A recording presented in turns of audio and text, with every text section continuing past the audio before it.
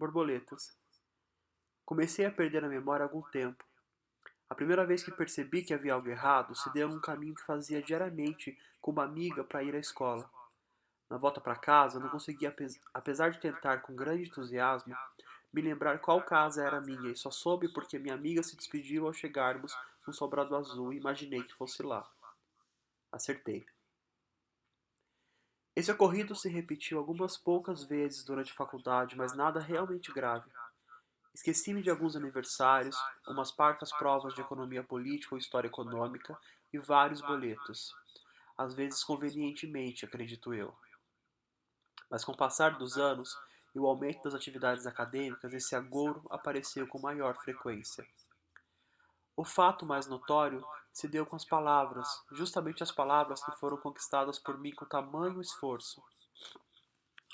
Perdi primeiro as da minha língua mãe, coisas como cadeira, mesa, sofá, todas as coisas típicas do cotidiano que eu substituía muitas vezes por palavras estrangeiras com um sorriso para imprimir naturalidade nesse terror.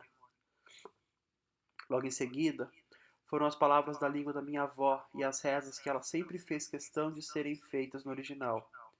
Foram se perdendo e, junto com essas náufragas, iam as memórias da minha avó Rivka. Perdi aos poucos o sabor de sua ralá, feita sempre com tamanho carinho. Esqueci-me do toque de seu cabelo branquinho e fino na minha pele de menina branca, da sua mania de não deixar olhar a geladeira aberta por mais de 2 segundos, de seus conselhos sobre a vida adulta, de seus dedos grossos na minha cabeça para me fazer dormir.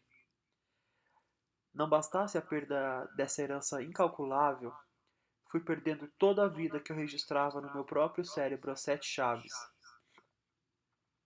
Desgraçadamente, 7 chaves não foram suficientes para trancar tanta coisa e minhas memórias fugiram voando, feito borboletas. O tempo então teve alguma misericórdia de mim e me permitiu manter várias borboletas por alguns anos.